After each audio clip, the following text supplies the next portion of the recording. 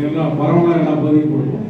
இப்போ உங்களுடைய கூழாங்கல் திருத்தணி சட்டமன்ற தொகுதிக்கு உட்பட்ட கூழாங்கல்ல இருக்கக்கூடிய நிர்வாகிகளில் நீங்கள் இருக்கிற அந்த பிரைமரி அது போக மாவட்டங்களுக்கான பொறுப்புகள் அதை நம்ம பார்த்து கொடுக்குறோம்.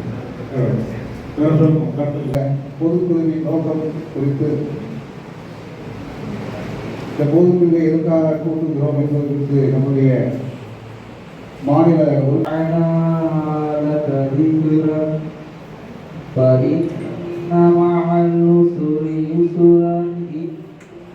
மண்டல பொறுப்பாளராகிய அதில் நவாசிரியர் அவர்கள்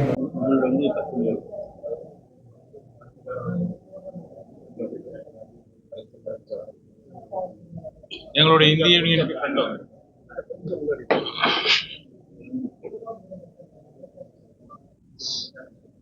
இந்திய யூனியன் முஸ்லீம் லீக்குடைய மாநில பொதுக்குழுவிலே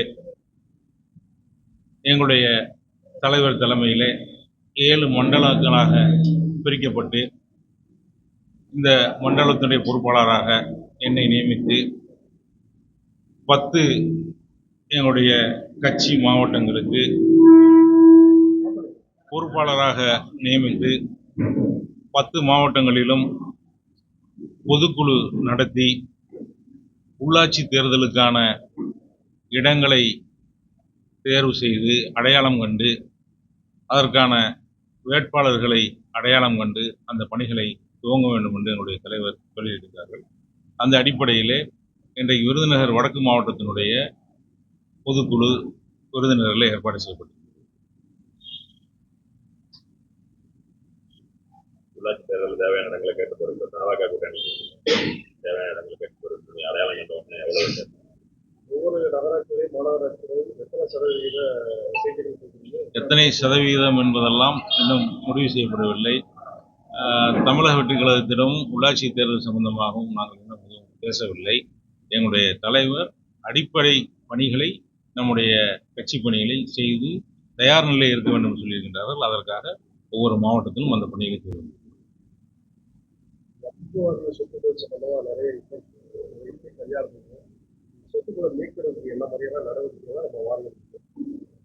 வக்ஃபு சொத்துக்களை மீட்பதற்கு சட்டப்பூர்வமான அனைத்து நடவடிக்கைகளும் எடுத்துக் கொண்டிருக்கிறோம். இந்த விருதுநகரிலே இந்த பள்ளிக்கு சொந்தமான வக்ஃபு சொத்துக்கள் கூட சட்டப்படி நாங்கள் எங்களுடைய சொத்துக்களாக மாற்றியிருக்கின்றோம். ஆனால் அதனுடைய அனுபவத்தை எடுப்பதற்காக காவல்துறையிடம் அனுமதி கேட்டிருக்கின்றோம். மாவட்ட ஆட்சியரிடம் அனுமதி கேட்டு அந்த சொத்து கிட்டத்தட்ட 100 கோடி ரூபாய்க்கு அதிகமான சொத்து இந்த ஊரிலே எங்களுடைய சட்ட போராட்டத்தின் மூலமாக இன்றைக்கு ரெவன்யூ ரெக்கார்டெல்லாம் பட்டாவெல்லாம் வக்ஃபு சொத்துவாக மாற்றப்பட்டிருக்கிறது. ஆனால் இன்னொருத்தருடைய அனுபவத்தில் இருக்குது. அதை மீட்கக்கூடிய பணியில் இருக்கின்றோம். இதுபோல் தமிழகம் முழுவதும் இருக்கக்கூடிய சொத்துக்களை மீட்டுக் கொண்டிருக்கின்றோம். வக்ஃபு சொத்துக்கள் அல்லாமல் ஏதாவது வக்ஃபு பேரிலே பத்திரப்பதிவு தடை இருந்தால் அதையெல்லாம் உடனடியாக நீக்கிக் கொண்டிருக்கின்றோம்.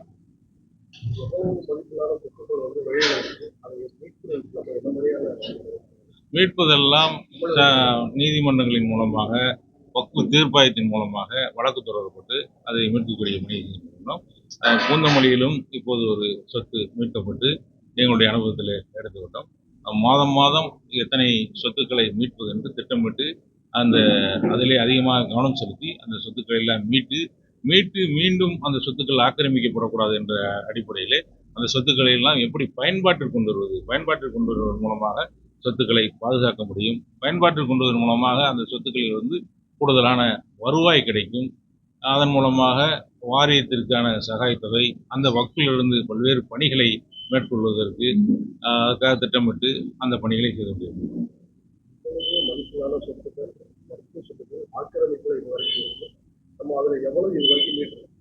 சொத்துக்களுடைய மதிப்புகள் சரியாக இப்போது சொல்ல முடியாது. ஏராளமான சொத்துக்கள் வக்ஃபுக்கு இருக்கு, உங்களுக்கெல்லாம் தெரியும். அதிலே ஒரு பகுதி ஆக்கிரமிப்பு இருக்கின்றது. அதை கொஞ்சம் கொஞ்சமாக மீட்டுக் கொண்டிருக்கின்றோம். நீதிமன்றங்களின் மூலமாக மீட்கக்கூடிய நடவடிக்கை சற்று காலமாக இருக்குது. எங்களுக்கு ஏற்கனவே பிபி ஆக்ட் இருந்தது. அது விரைவாக சொத்துக்களை மீட்பதற்கு வசதியாக இருந்தது. இப்போது அந்த சட்டம் இல்லை. அதனால் நீதிமன்றத்தின் மூலமாக மீட்கக்கூடிய பணியை செய்து கொண்டிருக்கிறோம்.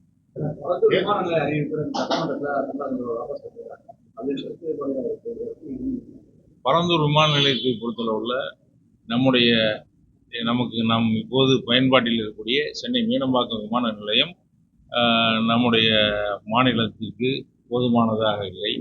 ஆனால் பரந்தூரிலே விமான நிலையம் புதிதாக விமான நிலையம் அமைப்பதற்கு கடந்த திமுக அரசு விமான நிலைய ஆணையத்திடம் அனுமதியை பெற்று அந்த இடதும் லேண்ட் அக்விசிஷன் பண்ணக்கூடிய பணியை ஈடுபட்டது. ஆனால் அங்கே இருக்கக்கூடிய விவசாயிகள் தங்களுடைய வாழ்வாதாரம் பாதிக்கப்படுகின்றது, எங்களுடைய வேளாண் நிலங்கள் எல்லாம் விமான நிலையத்திற்காக எடுக்கிறது எதிர்ப்பு தெரிவித்தாங்க. அதை நம்முடைய முதலமைச்சர் முன்பு போய் அங்கே போய் அந்த விவசாயிகளை நேரடியாக பாதிக்கப்பட்டவர்களெல்லாம் சந்தித்து விட்டு அவர்களிடத்தில் பேசிவிட்டு ஆட்சி பொறுப்புக்கு வந்தவுடன் அது சரியான முடிவெடுப்பு சொன்னார்.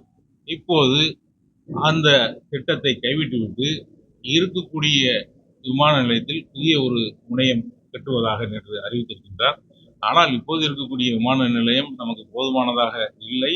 நமக்கு விமான நிலையம் விரிவுபடுத்த வேண்டும் என்பதை உணர்ந்து புதிதாக இன்னொரு முனையம் கட்டப்படும் என்று சொல்லியிருக்கிறார். மாற்று இடமும் நாம் அடையாளம் காணப்படும் என்று சொல்லியிருக்கின்றார்கள்.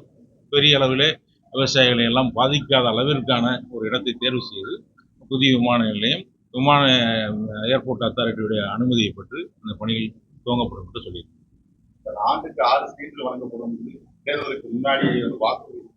இப்போ அதுக்கு அது வருமான உச்சவரம்பும் பிளஸ் 3 சிலிண்டரும் அறிவிப்பு அது பொய்யான ஏமாற்று வேலை எதிர்கட்சிகள் இல்லைங்க. 3 சிலிண்டர் இப்போது இது வரக்கூடிய அக்டோபர் மாதம் துவங்கப்படும் என்று சொல்லியிருக்கின்றார்கள். வரக்கூடிய காலங்களில் அதை விரிவுபடுத்துவார்கள். இந்த 3 சிலிண்டர் கொடுக்கக்கூடிய திட்டத்தை முதல்ல வரவேற்கிறோம். இது ஒரு நல்ல திட்டம். மகளிருக்கு, குடும்பத் தலைவர்களுக்கு பயனளிக்கக்கூடிய ஒரு நல்ல திட்டம். இந்த காலத்தில் 20,000 காமனா எல்லாருமே அதிகமாக வாங்குறாங்க. 1000 ரூபாய் லேபர் சம்பளம் வாங்குறாங்க. 30,000 ஆண்டுக்கு 2 லட்சம் வருமானம்ங்கிறது சரியான ஒரு தொகையாக தான் பார்க்குறோம். அவங்களுடைய கணக்கில் 2.5 லட்சம் ரூபாய்க்கு உள்ள காட்டக்கூடியவங்களுக்கு இந்த விதியில் வருவாங்க. இதுக்கு மேலே உள்ளவங்க அந்த வருமானத்தை உச்சவரம்பை அதிகப்படுத்துறதுக்கும் நம்ம வரக்கூடிய கணக்கில் கேட்போம். கூடுதலான சிலிண்டர் கொடுக்கறதும் வரக்கூடிய கணக்கில் பண்ணுவோம்.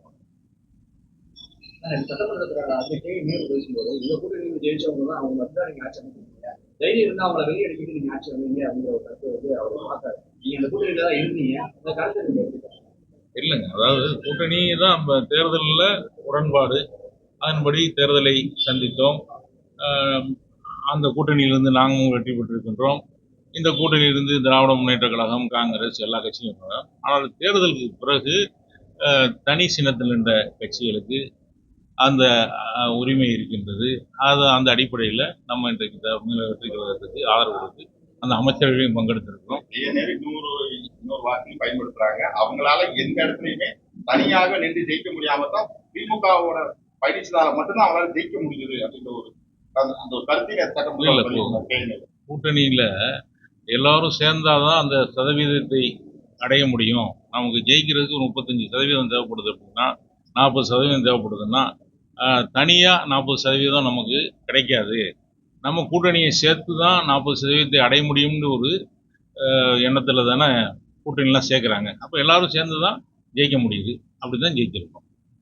ஆதவத்தினா முஸ்லீம் ஓட்டே கிடைக்காது. டிசிக்காகவும் முஸ்லீம் ஓட்டே கிடைச்சிருக்காது. எதிர்கட்சியான கூட வந்திருக்காது அப்படின்னு சொல்ல போய் தான் ஜெயிச்சு. அதாங்க எல்லாருக்கும் பொதுக்கூட்டத்தில் போய் சொல்லி சட்டமன்றத்தில் போய் நீங்க சொல்லலாம். நாங்கள் இல்லைன்னா அவங்க வாங்க முடியாது. இல்லை, யாரையுமே யாரும் சொல்லக்கூடாது. கூட்டணியில் அங்கம் வகித்துவிட்டு அத்தனை கட்சிகளும் சேர்ந்து தேர்தலை சந்தித்து விட்டு நாங்கள் எல்லாம் நீங்க ஜெயிக்க முடியாது, நீங்க எல்லாம் நாங்கள் ஜெயிக்க முடியாது, எல்லாரும் சேர்ந்து தான் ஜெயிச்சிருக்கோம்.